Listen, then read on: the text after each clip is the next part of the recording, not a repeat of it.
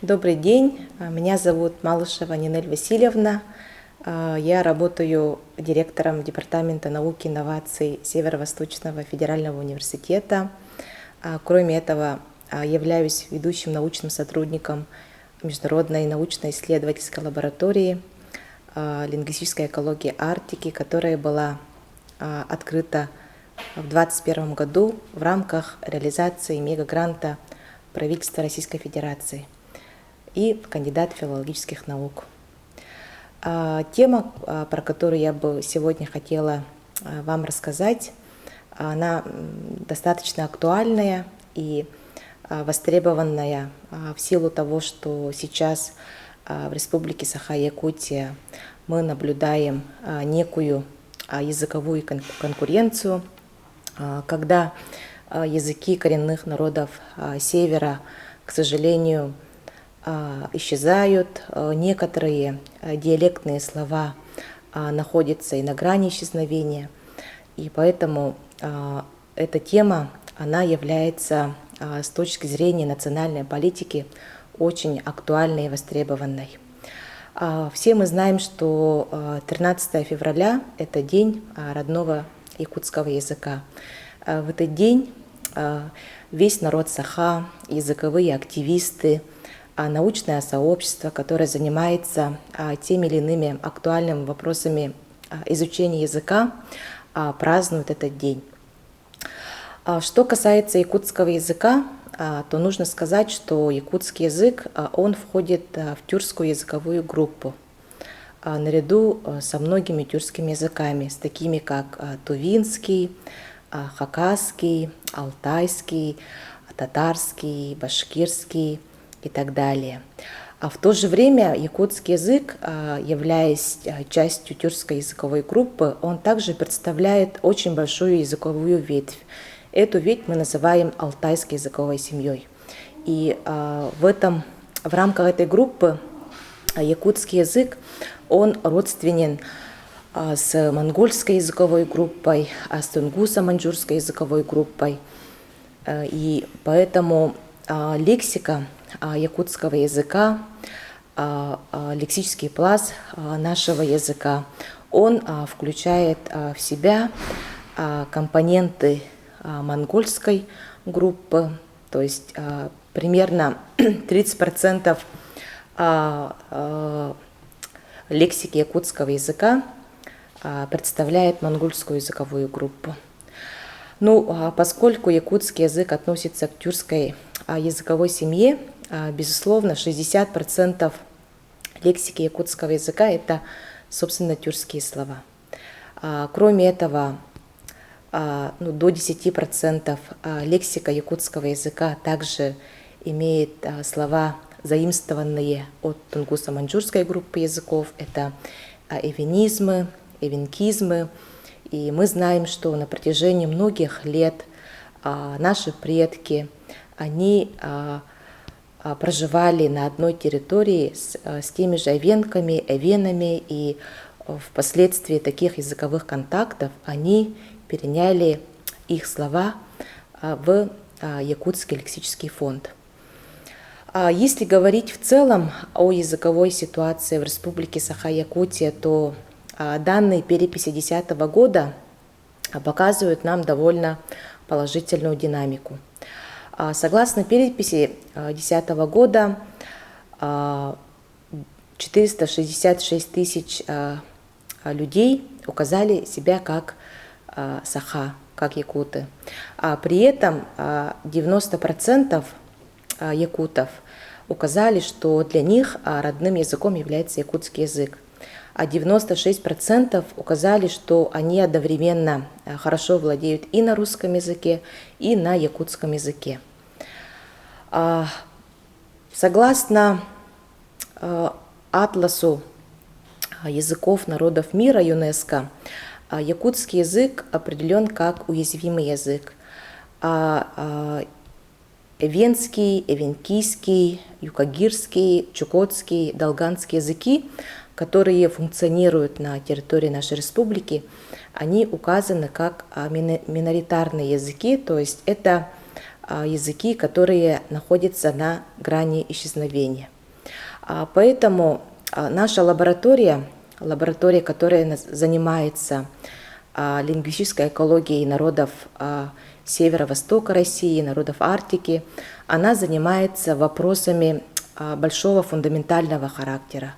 То есть наши результаты, они направлены на разработку возможных сценариев сохранения языков народов Севера. Вместе с тем нужно сказать о том, что Республика Саха-Якутия, она является полиэтническим регионом, где одновременно проживает больше 120 этносов. При этом якутский и русский языки, они определены как официальные языки с официальным государственным статусом. Кроме этого, венский, венкийский, юкагирский, чукотский, долганский языки, они также имеют официальный статус. Поэтому сейчас, как никогда, созрела необходимость изучения не только самого языка, но и тех социальных факторов, которые влияют на языковые процессы, на языковые изменения и в целом на изменения в языке, в культуре. На протяжении последних 10 лет, особенно арктические территории Российской Федерации, они претерпевают большие глобальные изменения. Это, во-первых, промышленное освоение северных территорий, это миграционные потоки, а также это урбанизационные процессы, которые, к сожалению, негативно влияют на наш язык.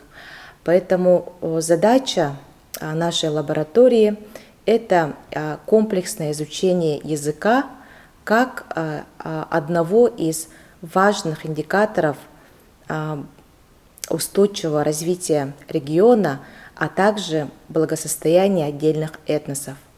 А здесь мы рассматриваем язык не как объект некого научного исследования, да, но вместе с тем мы рассматриваем также те факторы, которые влияют не только негативно, но и положительно влияют на сохранение и на развитие нашего родного якутского языка. Наша лаборатория, она работает под руководством ведущего научного исследователя в области языков коренных народов Севера. Ее зовут профессор Ленора Гренобель. Она работает профессором Чикагского университета. И для решения этой актуальной задачи она была вовлечена в данный проект. И в 2021 году одним из таких достижений, значимых достижений нашего федерального университета и в целом всей Республики Саха-Якутия стало то, что заявка гуманитарного характера, направленная на изучение, сохранение языка и культуры народов Севера, стала победителем очень крупного масштабного проекта и конкурса. Это мега-грант правительства Российской Федерации. Вместе с тем необходимо также сказать и то, что наша лаборатория занимается не только изучением якутского языка, но и также она занимается изучением и сохранением языков коренных народов Севера. И в рамках реализации этого проекта в августе 2021 года научный коллектив под руководством Леноры Гренобель принимала участие в полевой экспедиции в Анабарском районе. Вместе с тем были собраны диалектные долганские материалы, которые сейчас прошли научную обработку и были включены в систему Лингвадок для дальнейшего, более углубленного изучения и их картографирования. В декабре 2021 года научный коллектив данной лаборатории стал инициатором включения Северо-Восточного федерального университета в состав консорциума по описанию языков народов России и разработке обучающих платформ. Здесь нужно сказать о том, что в целом цифровизация языкового и культурного многообразия народов России является наиболее перспективным направлением в лингвистике. Почему? Потому что языковая ситуация, она в принципе по России одинаковая. Во всех регионах нашей России происходят многие глобальные процессы, про которые я уже сказала. Это урбанизационные процессы, да, активный отток и приток людей, а также это сильное промышленное освоение отдельных территорий, которые влияют на изменения в языке, на языковые сдвиги и в целом на размывание тех или иных диалектов. Для решения этой важной языковой задачи по инициативе Юлии Викторовны Нормандской, доктора филологических наук, заведующего лабораторией по цифровизации языков Института системного программирования Российской академии наук, был разработан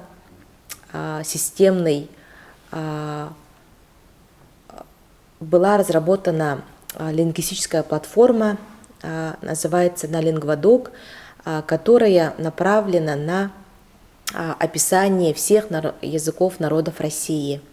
И Республика Саха-Якутия одним из первых вошла в состав этого консорциума, и уже первые материалы, которые были собраны в рамках нашей экспедиции, в рамках нашего проекта, они обработаны в данной системе Лингвадок. Вместе с тем, здесь также нужно сказать о том, что буквально 2 недели тому назад по инициативе нашей лаборатории была инициирована встреча с теми научными коллективами, которые представляют и наш федеральный университет, а также Институт гуманитарных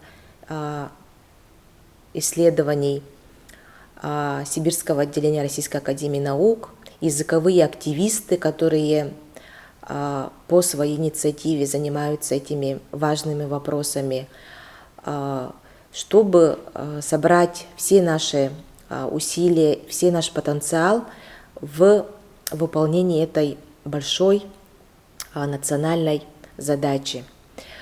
Поэтому очень надеемся, что в этом году мы сможем получить уже первичные результаты по обработке этих материалов.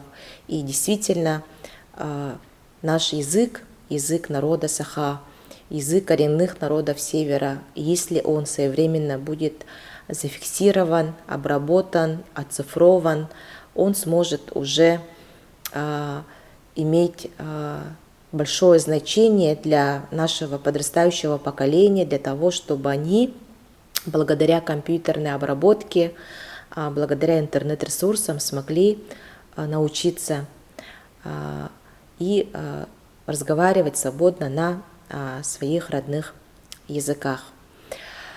Кроме этого, хотела бы сказать также о том, что наш Северо-Восточный федеральный университет позиционирует себя не только как научно-образовательный центр нашей республики, всего Дальнего Востока, но и также университет позиционирует себя как культурно-языковой центр. И результаты научных исследований наших лингвистов, литературоведов, фольклористов, они в последующем должны влиять на развитие нашего региона, а то и всего макрорегиона, потому что действительно очень много зависит от благополучия и благосостояния носителей этого языка, но и в целом населения республики Саха-Якутия. Якутский язык, он по сравнению с другими тюркскими языками по мнению многих исследователей, определен как один из самых древнейших языков среди всех тюркских языков.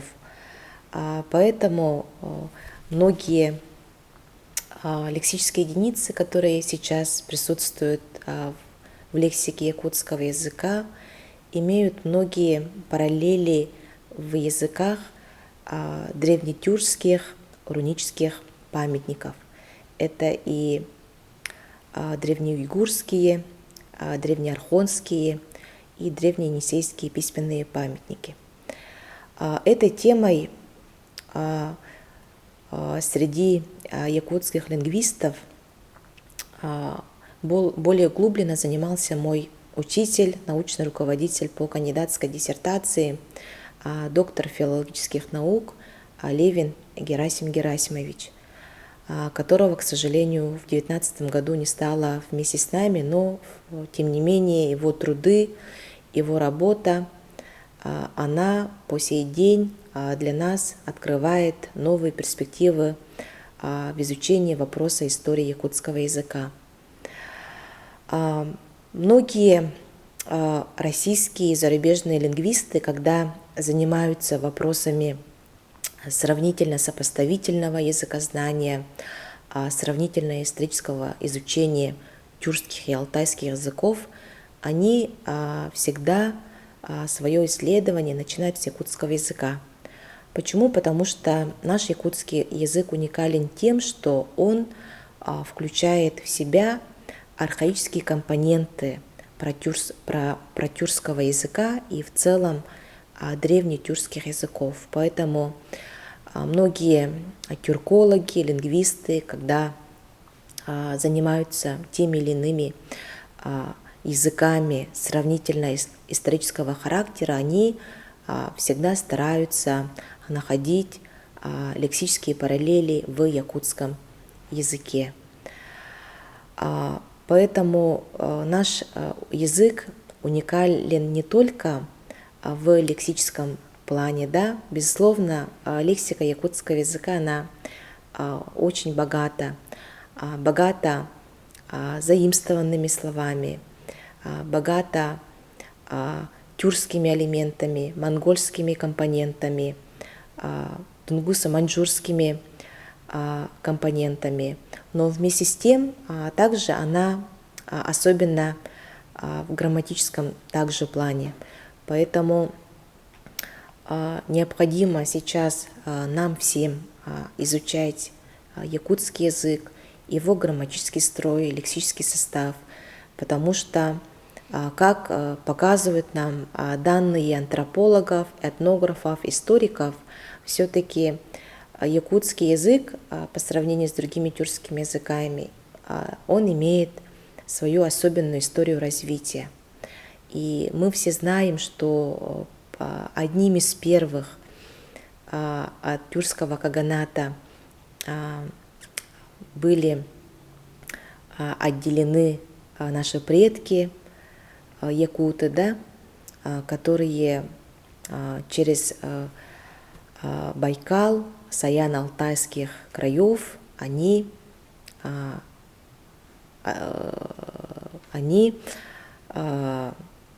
прибыли на территорию нашей республики.